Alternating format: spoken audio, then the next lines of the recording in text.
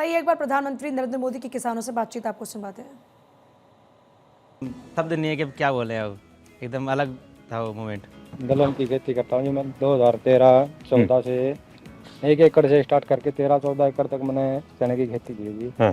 पहले 1 एकड़ पे चना किया, बाकी जगह पे दूसरा कर रहे थे। हाँ जी दूसरा अभी धीरे धीरे आपने इसको बढ़ा दिया। वो मैंने 13 से 14 एकड़ पे ले आया जी मैं। हाँ। और आपकी आय में क्या फर्क हुआ? आय में तो जी अच्छी क्वालिटी के बीज चुनते गए साल दर साल। हाँ। और पैदावार बढ़ती गई। जो शाकाहारी लोग हैं उन लोगों को तो दलहन से ही प्रोटीन मिलता है।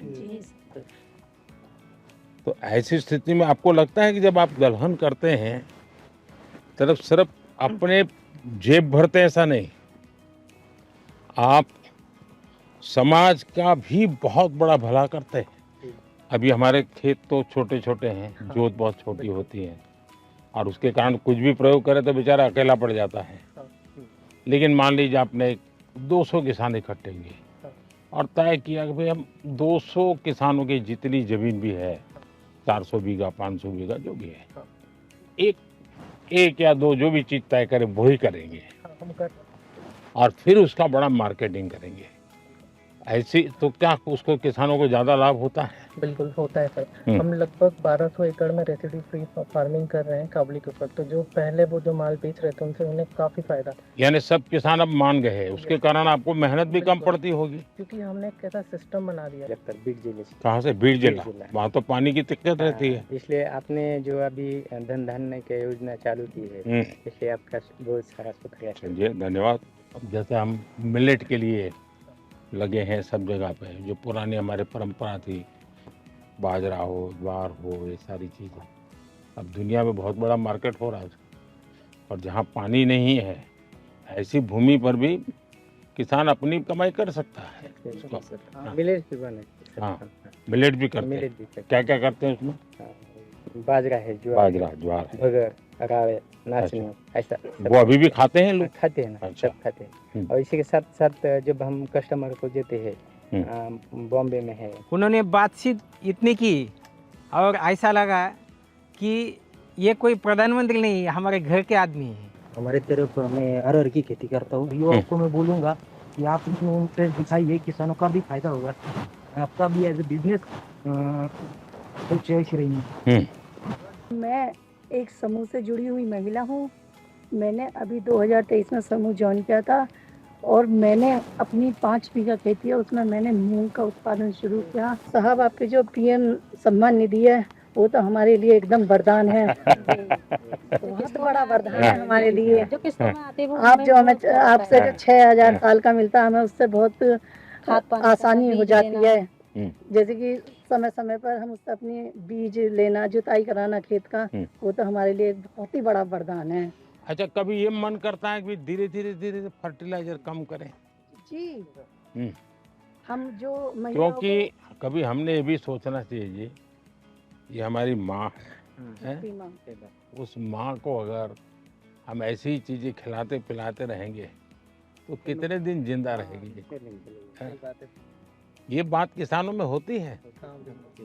तो जब उसके दिमाग में ये भर जाता है ना कि भाई मुझे बच्चों को अच्छी जमीन देनी है, ऐसी टुकड़ा नहीं देना है, यानी बिल्कुल धन धान्य से भरी हुई ऐसी जमीन देनी है, तो फिर उसको लगेगा कि मैं नुकसान नहीं करूं।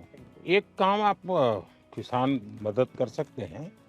जय मान लीजिए किसी के पास 4 बीघा जमीन है, आप उसको एकदम को उसको प्राकृतिक खेती कहोगे तो हिम्मत ही नहीं करेगा, भाई भूखा मर जाऊंगा।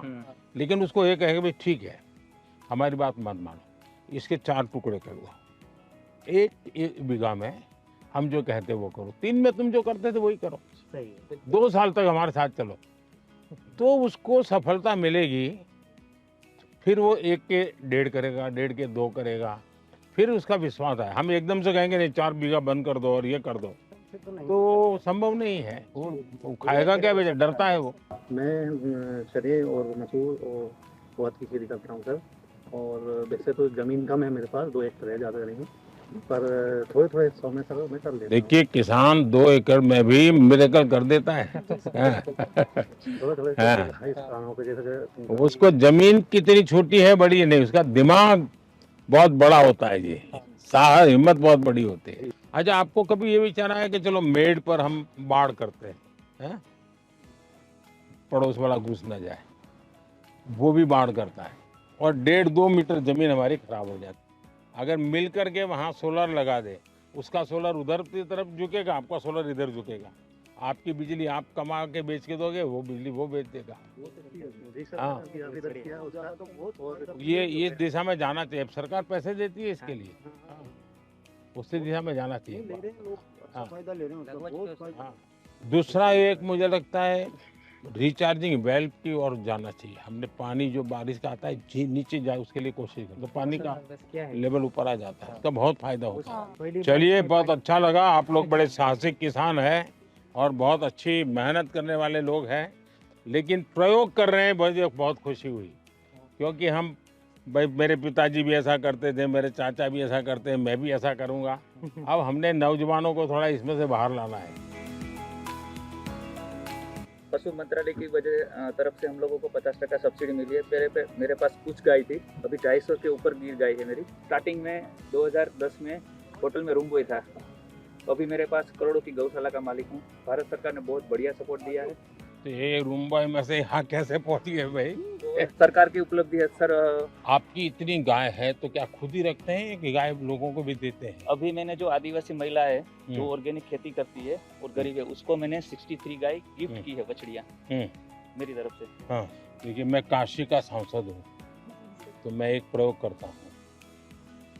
मैंने वहाँ गिर गाय करीब 100 परिवार को दी है और उनसे शर्त की है कि जो पहली बछड़ी होगी वो आपको मुझे वापस देनी है, जो वापस देते वो दूसरे परिवार को देता। 2020 के समय में सर, जब पूरी दुनिया बंद हो गई थी, उसके बाद रिसर्च किया, थोड़ा सा और पढ़ा, उसके बाद डिपार्टमेंट गए हरिद्वार में, तो वहाँ से प्रधानमंत्री मत्स्य संपदा योजना के बारे में पता चला। और मुझे ऐसा लगता है सर, वो लाइफ चेंजिंग एक स्कीम है हमारे लिए। और वहाँ से फिर जो मेरे को सब्सिडी के रूप में जो मेरे को असिस्टेंस मिली, उसकी वजह से सर मेरे को बहुत ज़्यादा हेल्प हुई। कितने लोगों को काम देते हैं? 25 के करीब जो लड़के हैं हमारे गांव के, उत्तराखंड के छोटे छोटे गांव से, वो हमारे यहाँ आके सर काफ़ी कुछ सीख के कुछ अलग अलग जगहों पे वो चले गए और अपना थोड़ा थोड़ा काम कर रहे हैं। मेरा सजावटी मछली पे मेरा अच्छा, एक्वाकल्चर पहली बार सर यूपी में शुरू किया। हाँ हाँ, कैसे कर रहे हैं और कहाँ से सारा ट्रेनिंग लिया, क्या सर किया? मैं PhD हूँ, मेरा सब्जेक्ट यही रहा है। तो मैंने सोचा कि मैं बजाय जॉब सीकर के जॉब प्रोवाइडर बनूँ, तो फिर मैंने जो है वहाँ पे स्टार्ट किया गाजीपुर में। दुनिया में एक्वाकल्चर में बहुत काम होता है और भारत में कई विशेषताएं भी है। हमने उस तरफ ध्यान दिया तो बहुत बड़ा मार्केट है। प्रधानमंत्री मत्स्य संपदा योजना एक स्टार्टअप फार्मर्स के लिए बहुत बड़ी होप है। आपका जो सपना है कि गांव अगर समृद्ध होगा तो देश समृद्ध होगा, तो मैं सरायकेला में हाथीमारा गांव में, वहाँ पे 125 गरीब जनजाति और हो जाति फैमिली को अडॉप्ट कर लिया और वहाँ पे मेरा इंटीग्रेटेड फार्मिंग का हमने आयाम चालू। आपकी पढ़ाई भी इसमें हुई या पहले से कहीं ट्रेनिंग ली, कैसे मन कर गया इसमें? सर, आप मेरे आदर्श रहे। अरे भाई आपने देश को आह्वान किया था कि जॉब सीकर की जगह पे जॉब गिवर बनो। पूरी दुनिया में टाटा स्टील अपना प्रोडक्ट बेचती है, मेरे प्रोडक्ट को टाटा स्टील बेचती है। वाह बढ़िया। सर मेरे आराध्य रहे हैं, मेरे प्रेरणा स्रोत रहे हैं, मेरे गुरु रहे हैं और मेरे पूरे जीवन का इम्पैक्ट उनके छोटे छोटे एडवाइस, उनके छोटे छोटे बातों को लेके परिवर्तित होता रहा है। जी, मैं सखी ऑर्गेनाइजेशन से जुड़ी हूँ और हमारा सफ़र 20 महिलाओं से शुरू होकर आज 90,000 महिलाएं 90,000? जी सर, 90,000 महिलाएं काम कर रही हैं और वो दूध बेचकर एक अच्छी इनकम दे रही हैं और हमने आज तक 14,000 प्लस लखपति दीदियाँ भी बनाई हैं। आप तो सर मिरेकल बता रही हो। मेरा बस यहाँ अच्छा फिशिंग बोट है, मच्छी हो रहा हूँ। अभी आपका स्कीम का वजह से प्रधानमंत्री मत्स्य संपदा योजना स्कीम का वजह से आइस प्लांट भी हुआ, कोस्टर जी हुआ। कितने लोग काम करते हैं आपके साथ? मेरे साथ काम करते हैं 100 लोग काम करते हैं। अच्छा, और भी ऐसे लोग हैं जिनको ये विचार आता है? जी सर, इन लोगों भी दूसरा लोग भी अंडमान, जो पहले हम लोग जो ठीक से हम लोग को ये फिशिंग बोट जाने नहीं सकता सर। आपका स्कीम का प्रधानमंत्री मत्स्य संपदा योजना स्कीम का वजह से अभी ये बोट भी चल रहा है अभी आइस भी मिल रहा है सर, यहाँ मच्छी रखने का जगह भी मिलता है सर। हाँ। मैं कश्मीर से आ रहा हूँ। मैंने एक प्रोग्राम के जरिए आपकी स्कीम के बारे में सुना थी MMSY, तो वहाँ पे जाके मैं उससे मशगूल हुआ, तो मैंने ये कल्चर स्टार्ट किया 3 रेस्टे से। मेरे अभी 14 एम्प्लॉयज़ है, 14 एम्प्लॉयज़ है और 15 लाख का मेरा मुनाफा हो रहा है साल भर का। बहुत अच्छा मार्केट मिल रहा है और इसके साथ औरों को भी फायदा मिल रहा है। अब तो ये ट्रेन से भी आपका गुड़ जा रहा है, तो बहुत जल्दी से आपकी चीज़ें पहुँचेगी। बहुत ज़्यादा डेवलपमेंट हो रही है, वो तो आपकी वजह से हो रही है, और मुझे नहीं लग रहा कि ये सब चीज़ें किसी और प्राइम मिनिस्टर की वजह से। नहीं, जम्मू कश्मीर के नौजवानों में बहुत ताकत है भाई। कश्मीर में आपके दौरान, आपकी हुकूमत के दौरान, गवर्नमेंट के दौरान हुई है। मैं नहीं चाह रहा हूँ कि और वजह से भी हो सकती है। उनसे मिलके मतलब जो थेरेपी हमें पूरी गार्डनिंग करके, पूरी एक्वाकल्चर फार्मिंग करके नहीं मिल रही है, वो आज उनसे मिलके चलते चलते बात हो गई, तो अच्छा लग रहा है कि एक नेचुरल थेरेपी सी मिल गई। Namaskaram, sir. नमस्कार। So I actually came from US in 2014. And you left USA? Yeah, I left USA. I wanted to employ my own people. And I started with small 10-acre farm, shrimp farming. Now I'm doing 300 plus acres shrimp farming. On top of that, I'm having hatcheries. We're producing seed for 10,000 plus acres. I took benefit from FIDF, sir. And almost I got at 7% interest rate. Wow. So because of that, I was able to expand a lot. Now I have about 200 employees. Sir. Wow, great. Narendra Modi ji was walking towards us. It was a pause moment of my life. It was like a wow situation.